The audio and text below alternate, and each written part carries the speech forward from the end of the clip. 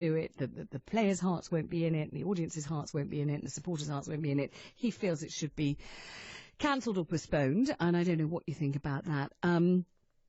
Let us go to Adam Deen, though. Adam is head of research at the counter-extremism think tank, the Quilliam Foundation. Hello, Adam. Good morning to you.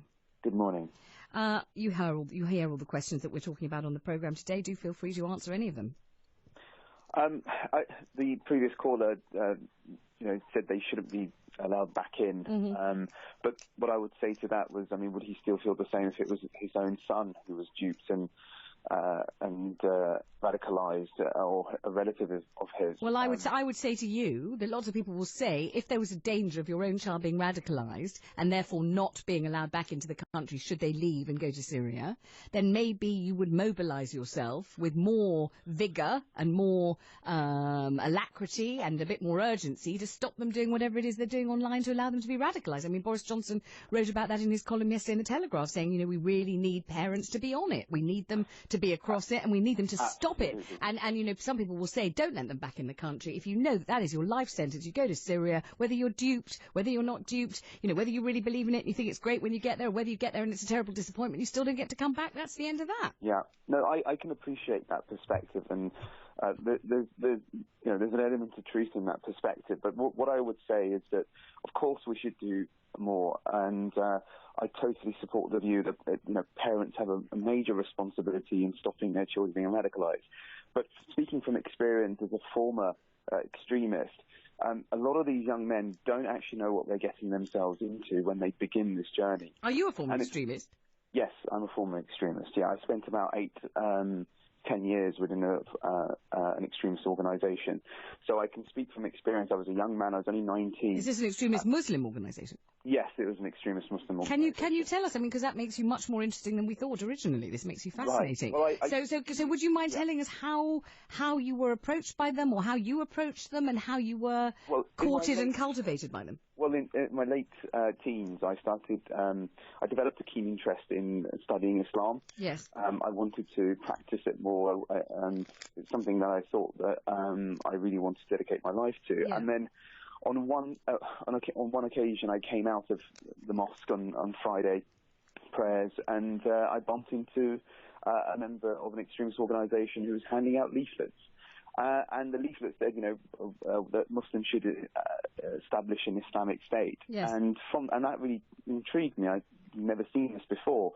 And he presented Islam in sort of intellectual terms, and that was the beginning of my journey. So my journey started from simply walking out the mosque, having a conversation, and then, after a couple of, let's say, months, I was part of an organisation and became a senior member. So what my story indicates is that I was fairly innocent. All I wanted to know, sort of find out, was more about my faith. And I was put on a journey, and I adopted, and I was brainwashed and indoctrinated through this journey. And it is only, let's say, in a few years that I've completely broken away from the kind of teachings that I was taught. So we have to look, I know everybody's angry. I understand what's happening, and I feel everyone's pain. But we have to understand that we shouldn't dehumanize anyone, because that's the whole point of this debate.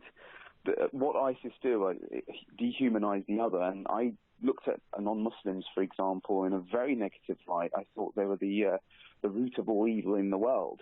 And it's important that we understand these people are human beings. And if those individuals go there and they want to come back and they have changed their ways, we can use their stories to fight against extremism, to counter the narrative. And it's so vital, because my story is important, everyone's story is important, that has seen the light once being an extremist.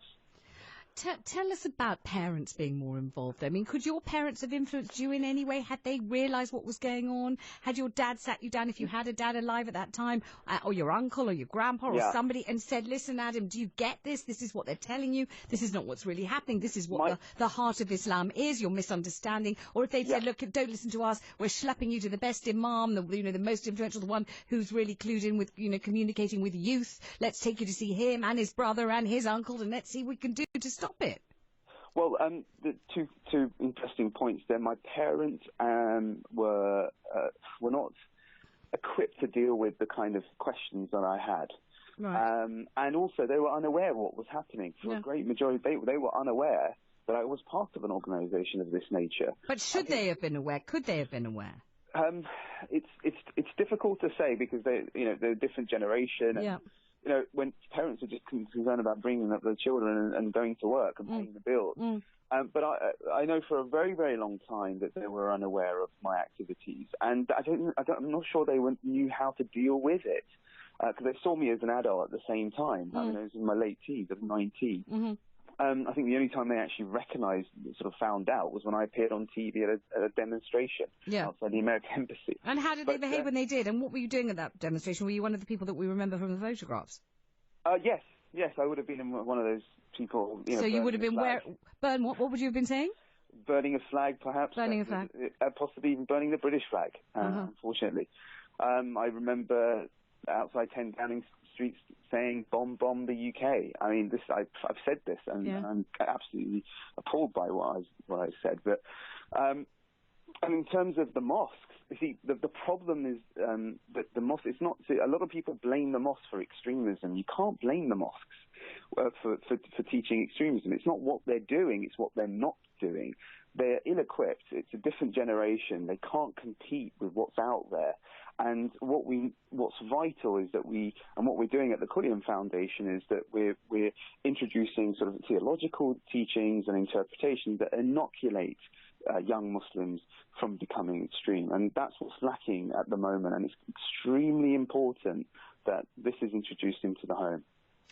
And Adam, I have to let you go, unfortunately, because we have to go to the news headlines, but you are fascinating. Thank you so much for talking to us. Adam Deen there, Head of Research at the counter-extremism think tank, the Quilliam Foundation, somebody who was radicalised himself.